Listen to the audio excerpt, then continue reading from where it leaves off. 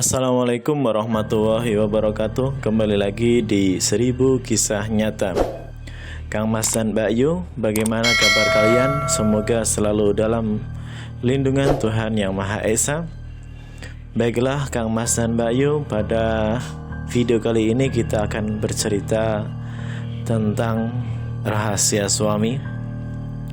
Cerita ini sengaja diceritakan langsung oleh temanku yang mengalaminya, di mana dia menikah dengan suami yang menyeramkan dan tak pernah disangka seumur hidupnya. Baiklah, tanpa panjang lebar, kita akan mulai ceritanya. Perkenalkan, nama saya Sarah. Saya wanita pekerja yang bekerja di perusahaan swasta, sedangkan suami saya Danang bekerja sebagai ASN, aparatur sipil negara. Anak kami baru 2, kembar laki-laki, Raja dan Sultan, semuanya nama samaran. Saya menikah dengan Danang setelah berpacaran selama setahun, karena waktu itu usia saya dan Danang sudah akhir 20-an. Jadi tidak ada alasan untuk bermain-main dalam pacaran. Sudah waktunya untuk menentukan masa depan. Akhirnya bertemulah saya dengan Danang. Danang ini adalah sepupu teman saya. Pertama kali bertemu, Danang hanya laki-laki biasa yang bekerja sebagai ASN. Tidak ada yang menonjol dalam dirinya.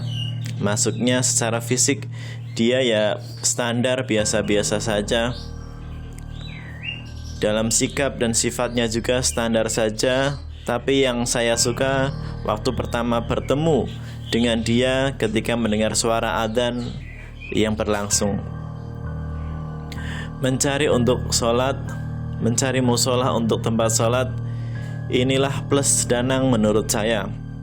Ketika memutuskan untuk menikah pun, saya melihat dia orangnya agamis sekali, selalu ngingetin sholat, ngaji, bahkan puasa sunnah. Kata teman saya, yaitu sepupu dia, Danang memang orangnya baik dan sangat lurus sekali, tidak pernah macam-macam atau berulah. Hal itu jadi catatan buat saya, karena menurut saya waktu itu laki-laki baik memang tidak pernah berulah. Singkat cerita, setelah setahun mengenal Danang, saya mantap untuk melanjutkan hubungan kami ke jenjang pernikahan.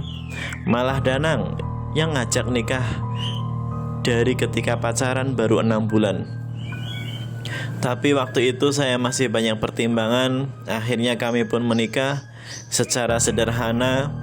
Setelah menikah, hidup kami pun biasa-biasa saja. Tinggal di rumah cicilan, punya mobil yang masih nyicil juga. Tapi kami bahagia. Namun ada satu hal yang agak heran dari Danang, yaitu dia sering sekali dinas di luar. Dalam 1 minggu pasti ada 2 atau 3 hari dinas di luar. Dia selalu memperlihatkan surat tugas yang dia peroleh dari atasannya pada saya. Ya, saya percaya saja sama dia. Tapi maksud saya, emangnya gak ada staf lain gitu buat dinas keluar kota? Masa Mas Danang terus tiap minggu yang keluar kota? Begitu pikirku. Tapi karena Mas Danang cukup meyakinkan, jadi aku percaya dan tidak mempermasalahkan hal tersebut. Kengerian cerita ini dimulai ketika suatu malam saya bermimpi melihat seorang wanita yang marah-marah dengan penuh penyesalan. Wanita ini berambut panjang dengan memakai gaun putih.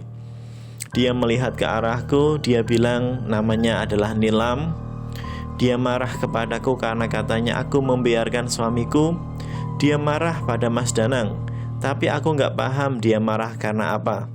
Lalu dia mencekik leherku sampai rasanya nafasku sesak sekali dan sangat sesak. Seketika aku pun terbangun. Ternyata aku lihat masih pukul 3 pagi. Aku bingung dengan mimpi yang dialami barusan. Apakah cuma mimpi atau bukan ya? Daripada merenung, aku beranjak dari tempat tidur dan menunaikan sholat sepertiga malam. Ku bangunkan Mas Danang, tapi dia gak bangun, mungkin kecapean. Pagi harinya aku bercerita mengenai mimpi semalam kepada Mas Danang. Mas, kenal sama yang namanya Nilam? Tanyaku. Enggak kenal, jawab Mas Danang. Aku berpikir mungkin mimpi semalam cuma bunga tidur aja. Jadi aku tidak terlalu memikirkan dan berangkat pergi ke kantor. Setelah mengantarkan anak-anak ke nenek, sebenarnya aku tak mau menitipkan anak-anakku ke orang tuaku. Takut merepotkan dan tak mau membebankan orang tua dengan mengasuh anak-anak. Tapi ibuku yang mau bersama cucu-cucunya, biar rumahnya ramai katanya. Esok malam dan besok paginya, aku masih bermimpi hal yang sama. Aku bermimpi didatangi Nilam dengan sikapnya yang marah-marah dan penuh penyesalan. Dia sepertinya dendam sama Mas Danang dan dia ingin mencelakaiku. Tapi aku tidak kenal dengannya. Setelah mimpi itu, aku selalu terbangun. Jam 3 pagi, aku ketakutan dengan mimpi yang berturut-turut itu. Apalagi Mas Danang saat ini sedang dinas di luar kota. Aku cuma bertiga dengan anak-anak di rumah. Aku jadi parno nih. Aku teleponlah Mas Danang, tidak diangkat pula. Aku telepon lagi beberapa kali dan masih tidak diangkat juga. Esok paginya aku cerita ke sahabatku Sinta. Dia sahabatku yang paling percaya. Menurut dia kalau mimpi sudah terjadi beberapa kali, mungkin bukan hanya mimpi biasa. Bisa jadi itu mimpi yang memang menunjukkan sesuatu, dan mungkin ada kaitannya dengan Mas Danang. Aku masih setengah percaya dan setengah tidak. Tapi Sinta menyarankan aku supaya mencari tahu daripada aku dihantui sama mimpi itu terus. Dia menyarankan aku untuk mendatangi orang pintar, tapi bukan dukun. Dia tahu ada tempat yang bisa didatangi untuk tempat-tempat bertanya. Akhirnya aku pun setuju dengan saran Sinta. Kita janjian bertemu setelah aku pulang kerja untuk datang ke Ustadz Daud namanya. Sore harinya aku sengaja pulang cepat dan langsung meluncur ke alamat Ustadz Daud bersama Sinta. Aku bercerita maksud kedatanganku dan sekaligus meminta solusinya. Ustadz Daud pun paham dengan ceritaku. Dia tidak bisa menerka mimpi apa sebenarnya yang aku alami di hari ini. Tapi beliau akan mencoba untuk membantu sebisanya mungkin. Beliau memberikan beberapa amalan yang harus aku amalkan. Selepas aku sholat, aku harus membaca ini dan itu, beberapa ayat Al-Quran dan dzikir serta sholawat juga. Saya menuruti saran beliau dan beliau meminta beberapa hari ke depan kami harus kembali ke rumah beliau. Kami pun menyanggupi. Setelah menerima amalan dari Ustadz Daud tersebut, malam itu saya tidak bermimpi didatangi Nilam. Alhamdulillah. Tapi besok malamnya dia kembali datang mimpi saya dan dia menunjukkan wajah yang menyeramkan. Dia makin beringas dan beberapa kali mencoba mendorong supaya aku jatuh ke lembah di mimpi berada di hutan kayak gitu. Saya pun berteriak minta tolong tapi enggak ada yang datang. Saya mencoba membaca ayat kursi sebisanya dengan sangat ketakutan dan akhirnya pun terbangun. Saya makin takut tidur setelah ini. Besoknya saya kembali ke Ustadz Daud seperti yang sudah direncanakan. Oh iya, hal ini saya rahasiakan dari Mas Danang. Soalnya bisa jadi kejadian ini berhubungan dengan Mas Danang dan ada yang disembunyikan sama Mas Danang dariku. Begitu bertemu dengan Ustadz Daud, beliau menceritakan bahwa mungkin ini adalah suatu masalah yang serius. Aku kaget dong diberitahu begitu. Seserius apa, tanyaku. Tapi Ustadz Daud tidak bisa bercerita langsung, menjabarkan secara detail. Ustadz Daud hanya memberikan sebuah alamat. Alamat tersebut ada di kota sebelah. Jika menggunakan mobil mungkin bisa ditempuh antara 2 atau 3 jam perjalanan pakai mobil. Ustadz Daud bilang bahwa alamat ini semoga bisa menjawab semua pertanyaan yang ada di kepalaku saat ini. Aku pun merencanakan mendatangi alamat tersebut bersama Sinta, tapi tentu bersama Mas Danang tidak boleh tahu. Jadi aku ke sana sekitar seminggu lagi kalau Mas Danang sedang dinas di luar kota lagi. Akhirnya Mas Danang keluar kota, aku dan Sinta sudah siap-siap. Si kembar Raja dan Sultan aku titipkan kepada ibuku bersama neneknya dan aku beralasan harus dinas di luar kota sehingga mau tak mau harus menitipkan si kembar pada ibunya. Padahal sebelumnya aku tidak pernah dinas di luar kota sih. Aku pun sempat izin tidak masuk kantor hari itu demi bisa berangkat ke keluar kota tersebut. Aku dan Sinta berangkat pagi-pagi dan pukul 11 pagi aku sudah sampai di kota P di daerah Jawa Barat. Kota ini terkenal dengan pantainya. Kami pun mencari alamat yang diberikan oleh Ustadz Daud. Ternyata menemukan alamat ini tidak sulit karena nama dan jalan nomor rumahnya tertata rapi. Rumah tersebut lumayan besar, lebar mukanya sekitar 10 meteran lah. Di dalam terdapat garasi dan gaya arsitektur rumahnya terlihat minimalis modern. Saya pun memencet bel yang tersedia di luar pagar. Setelah beberapa kali dipencet, ada seorang wanita parubaya yang masih kelihatan sehat dan cantik keluar dari rumah itu. Dia bertanya ada apa. Kami pun bilang mau bertemu pemilik rumah ini. Mungkin karena kami terlihat orang baik-baik, kami pun dipersilahkan masuk. Di dalam rumah terlihat bersih dan rapi. Kelihatannya beliau hanya tinggal sendirian di rumah ini. Di dalam rumah hampir tidak ada foto satupun, jadi kami tidak bisa menerka-nerka isi rumah orang ini. Setelah dipersilahkan masuk, kami pun duduk di kursi tamu yang tersedia. Ibu parubaya ini duduk di depan kami, lalu beliau bertanya maksud kedatangan kami dengan ramah. Sebelumnya beliau juga memperkenalkan diri bernama Lilian. Beliau bukan pemilik rumah ini, tapi rumah ini milik anaknya. Saya pun memperkenalkan diri juga pada beliau. Sebelum saya ke pokok inti permasalahan, setelah basa-basi sedikit, saya pun bertanya kepada Ibu Lilian ini, apakah kenal dengan namanya Nilam? Beliau pun tersenyum sempurna. Beliau menjawab bahwa Nilam itu adalah anaknya pemilik rumah ini. Wah, saya tidak menyangka akan semudah ini menemukan orang yang hampir setiap hari mendatangi mimpi saya. Dikiranya Ibu Lilian kami temannya Nilam. Jadi beliau bercerita bahwa Nilam sudah meninggal 2 minggu yang lalu. What? Apa? Ternyata Nilam sudah meninggal? Saya sih sempat menduga wanita itu selalu datang ke mimpi saya, bukan manusia. Tapi saya tetap kaget pas tahu dan dengar langsung dari keluarganya. Dengan agak gugup karena kaget, saya pun minta diceritakan kenapa Nilam meninggal. Akhirnya Ibu Lilian menceritakan akhir-akhir sebelum Nilam meninggal. Beliau bercerita bahwa awalnya Nilam ini adalah seorang janda muda yang berusia 25 tahun. Nilam janda tapi belum punya anak. Beberapa bulan yang lalu bertemu dengan seorang pria, katanya dia pengusaha dari kota S, sebuah kabupaten di Jawa Barat. Nilam berpacaran dengan pria tersebut.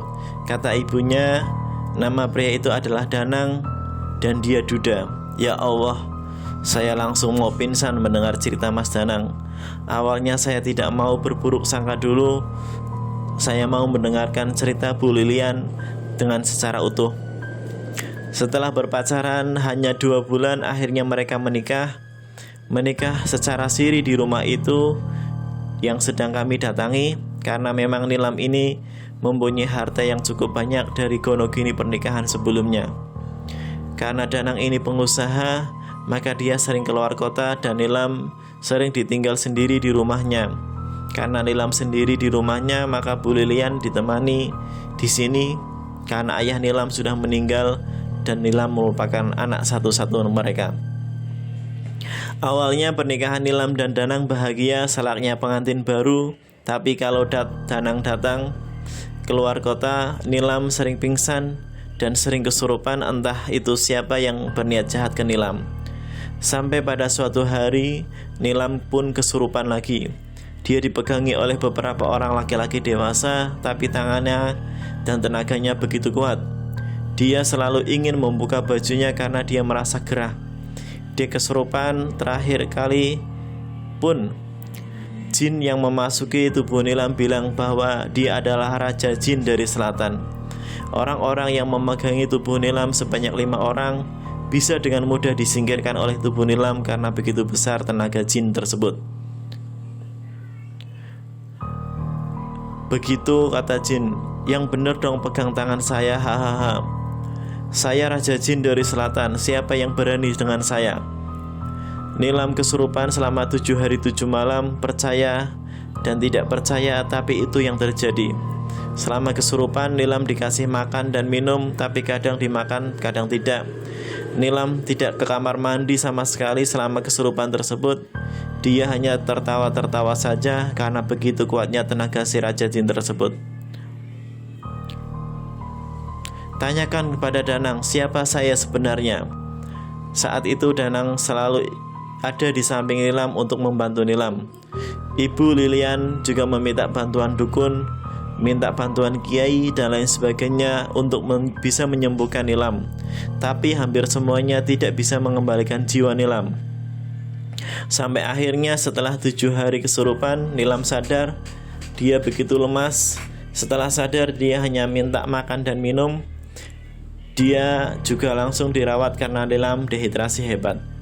Tapi 2 hari kemudian Nilam meninggal dunia. Sebelumnya dia hampir mau kesurupan lagi, karena kalau mau mulai kesurupan, mata Nilam selalu membalik menjadi putih semua. Ibu Lilian sangat sedih melihat kondisi Nilam. Nilam anak satu-satunya, tapi nasibnya sangat tragis.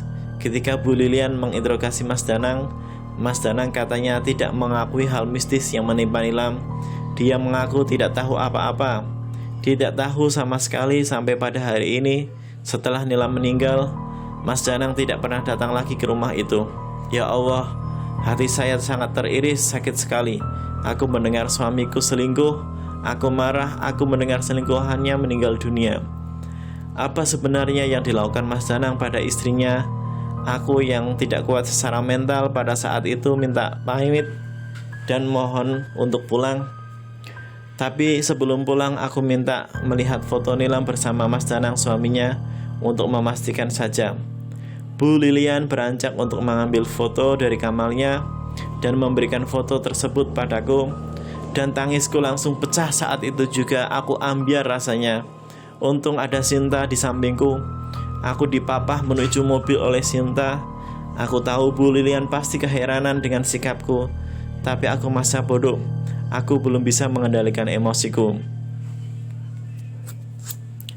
Dan hatiku saat itu, aku tidak bisa berpikir jernih. Aku ingin berteriak dan marah pokoknya. Kebencian tiba-tiba muncul dalam hatiku pada Mas Danang. Aku minta penjelasan dia secepatnya. Saat itu kami langsung pulang. Sinta yang menyetir mobil dan aku yang menangis. Hanya menangis sepanjang jalan. Sesampainya di rumah, aku belum menjemput si kembar. Aku biarkan mereka di rumah ibuku dulu, karena aku sedang kalut. Mas Danang juga baru besok pulang dari dinasnya. Dinas, ternyata benar feelingku. Tidak mungkin dinas di setiap minggu ternyata dia selingkuh. Tapi aku heran, jika selingkuhannya sudah meninggal, kenapa saat ini dia masih sering keluar kota? Apakah masih ada selingkuhan yang lain? Aku mencoba untuk berpikir jernih, mencari solusi yang terbaik, meredakan emosi dulu, meredakan rasa sedihku dulu. Aku berencana untuk mempertanyakan masalah ini pada Mas Danang ketika dia pulang. Aku yakin Mas Danang berhubungan dengan kematian Nilam, karena Nilam terus-menerus datang ke mimpiku seolah-olah dia ingin aku tahu dan dia ingin balas dendam. Aduh, aku pusing memikirkan masalah ini.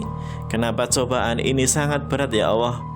Aku pun mengambil wudhu untuk sholat malam. Ya, aku tidak bisa tidur. Aku takut didatangi Nilam lagi dalam mimpi. Ternyata Nilam sekarang tidak datang dalam mimpi saja.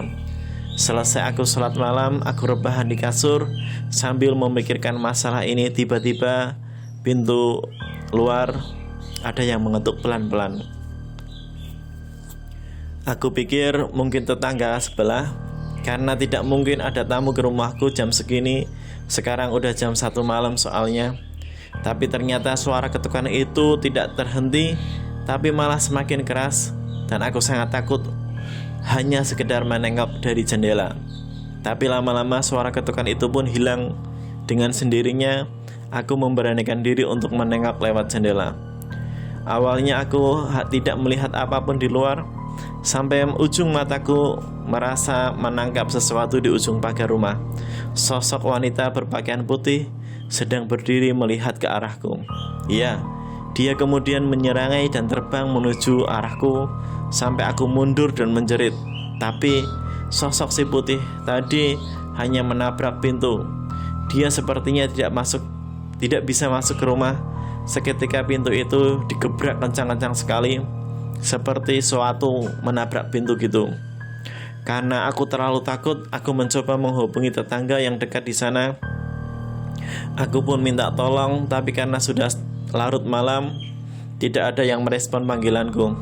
Aku hanya bisa berdoa dari sosok yang meneramkan datang tersebut.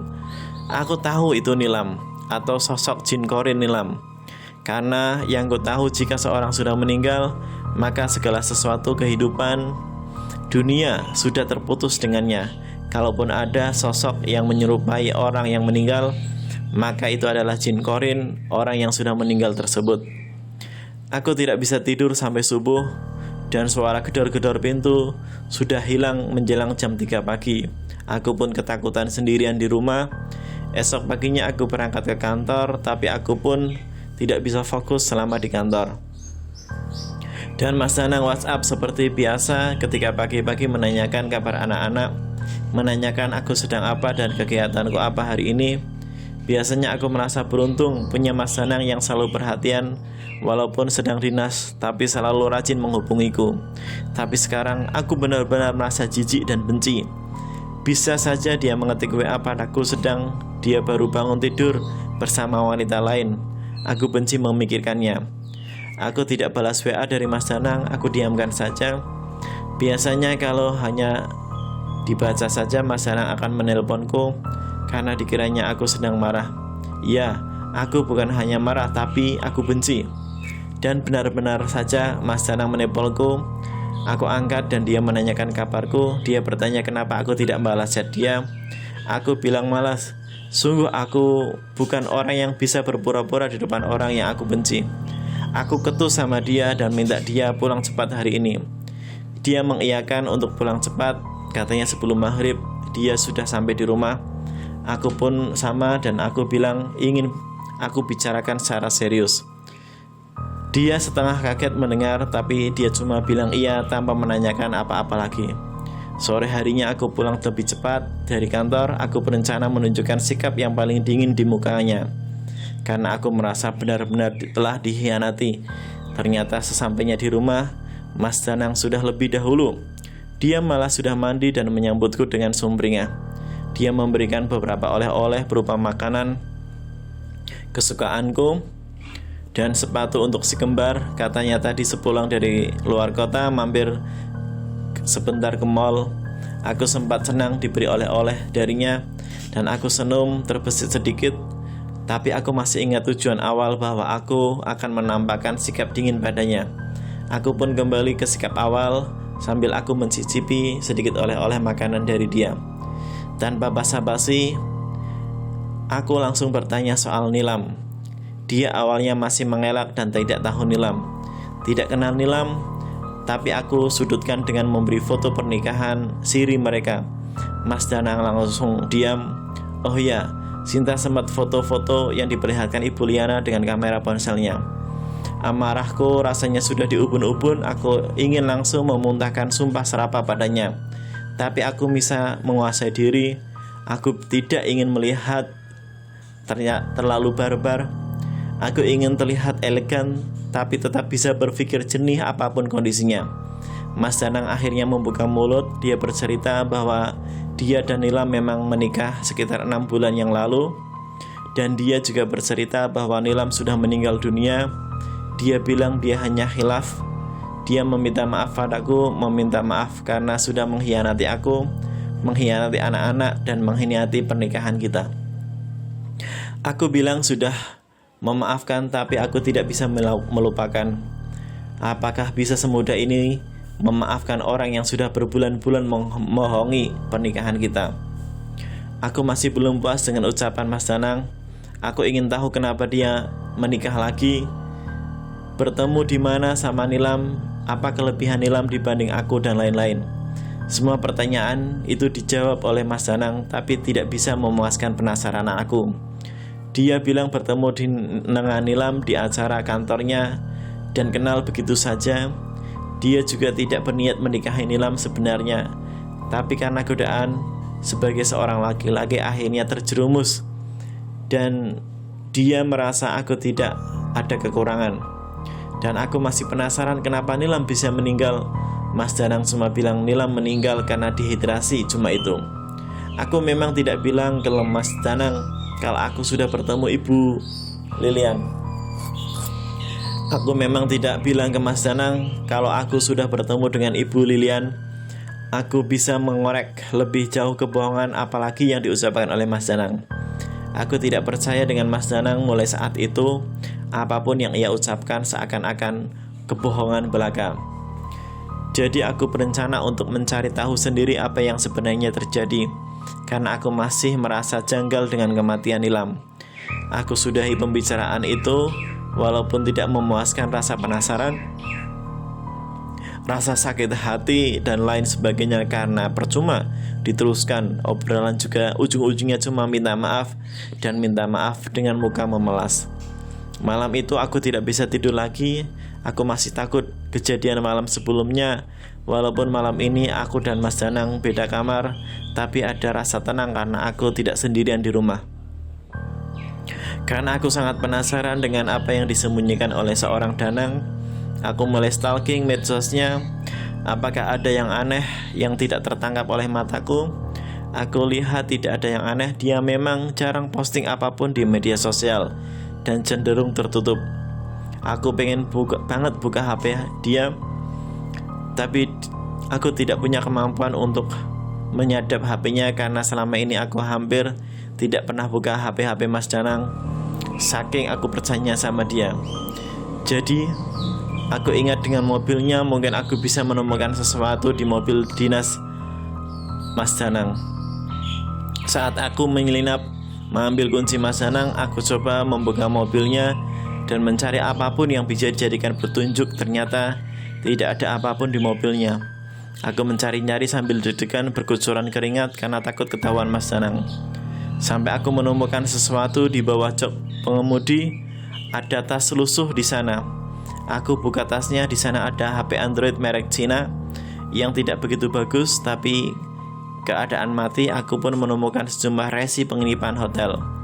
Aku langsung ambil tas itu, ku bawa ke kamar, masuk ke kamar bersamaku. Tidak lupa aku mengunci lagi pintu mobil Mas Danang dengan rapi. Di kamar, saking penasaran dengan HP-nya, langsung aku hidupkan, tapi ternyata ada passwordnya. Ya ampun, hampir buntu. Adrenalinku berdesir-desir. Aku mencoba tenang, fokus. Aku harus bisa berpikir apa passwordnya HP ini. Aku mencoba 2 kali salah, dan untuk percobaan terakhir aku pun masih salah juga, hingga harus menunggu sekian menit untuk memasukkan password kembali. Sampai subuh aku tidak bisa membuka password HP ini, sedangkan aku curiga setengah mati bahwa HP ini menyimpan rahasia suamiku.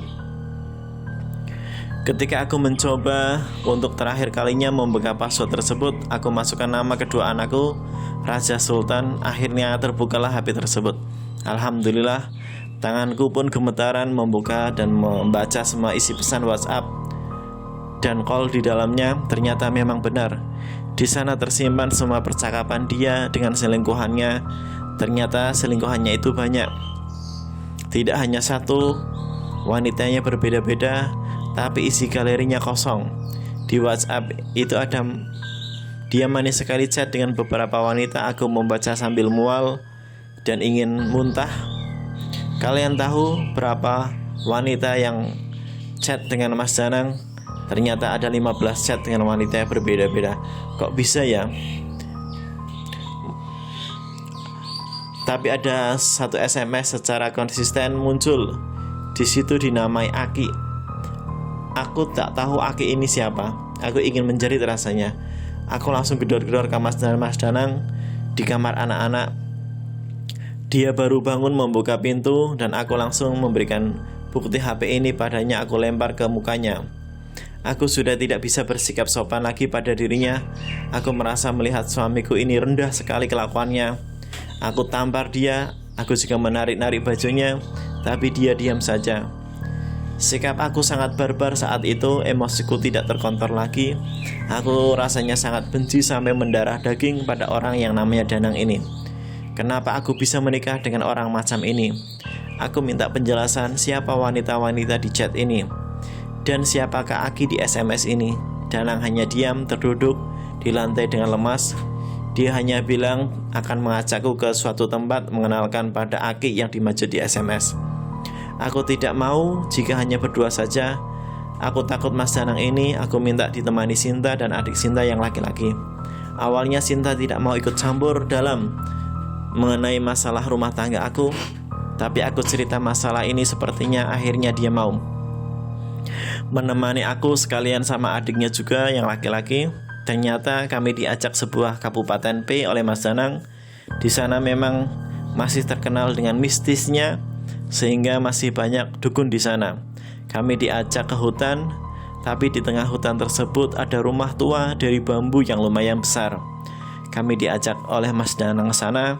Di sana ternyata sudah menunggu kami seorang laki-laki tua, perawakannya kecil, sering tersenyum, sama sekali tidak menyeramkan. Dia hanya memakai sarung dan kaos oblong biasa. Mas Danang bilang inilah Aki yang dimaksud. Aki-aki ini mempersilahkan kami masuk dengan ramah. Karena dari awal aku sudah tidak suka, maka aku pasang muka masam di sana.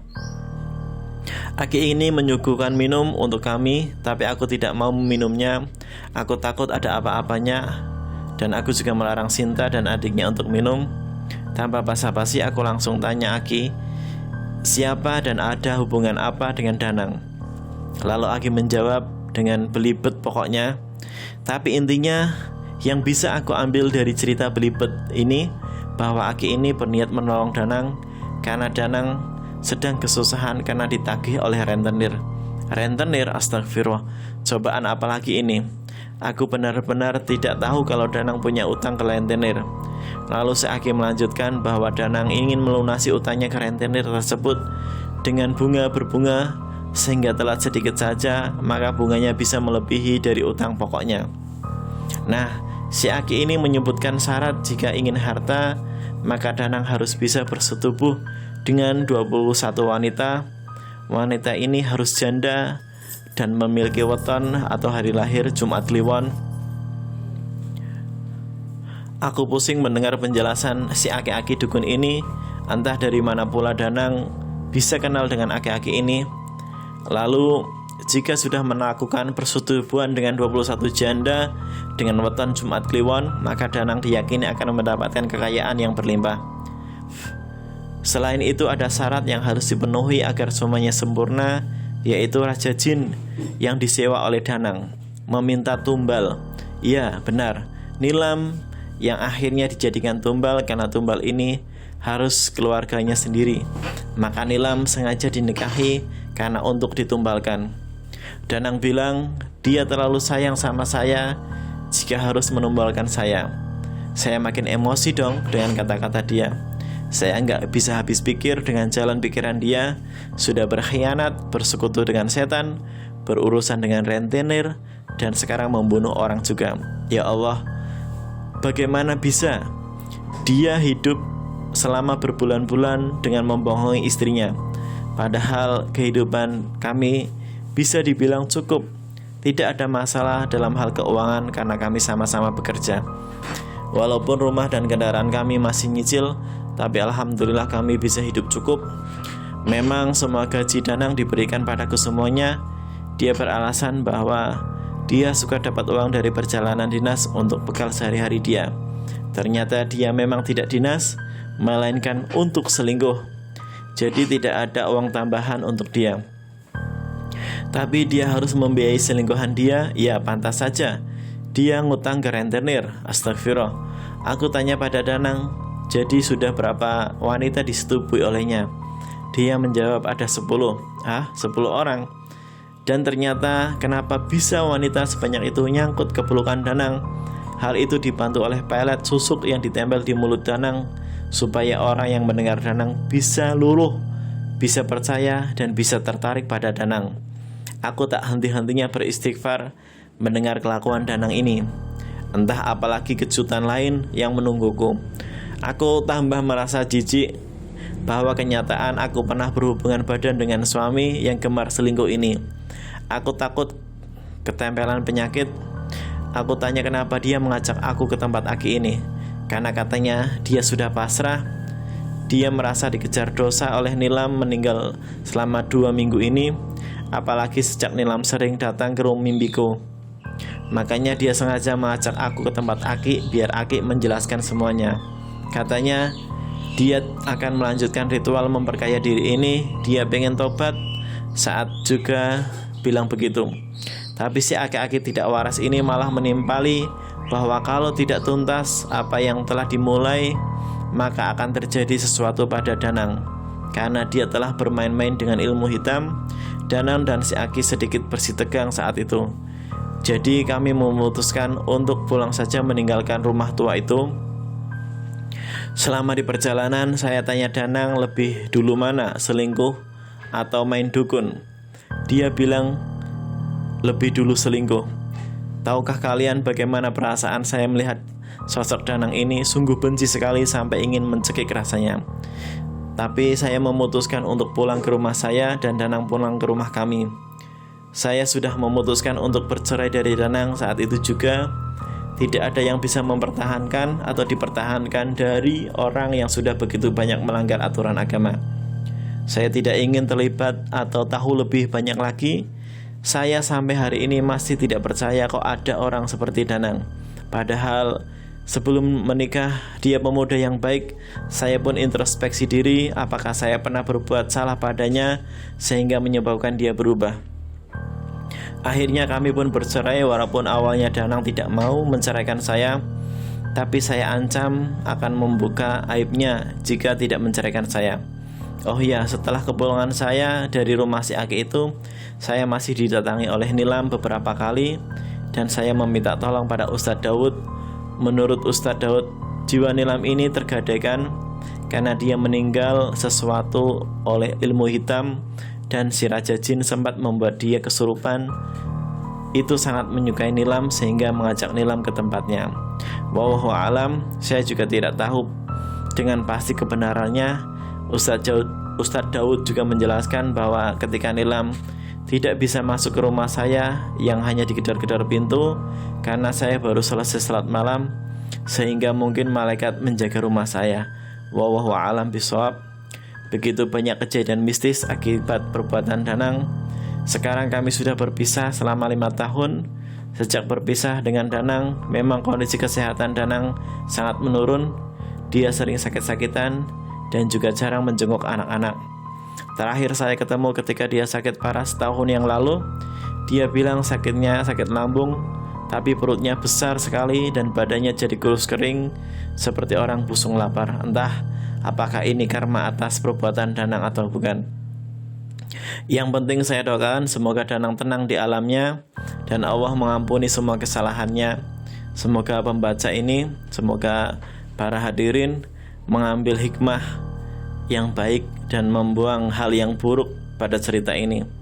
Terima kasih telah mendengarkan, semoga bermanfaat.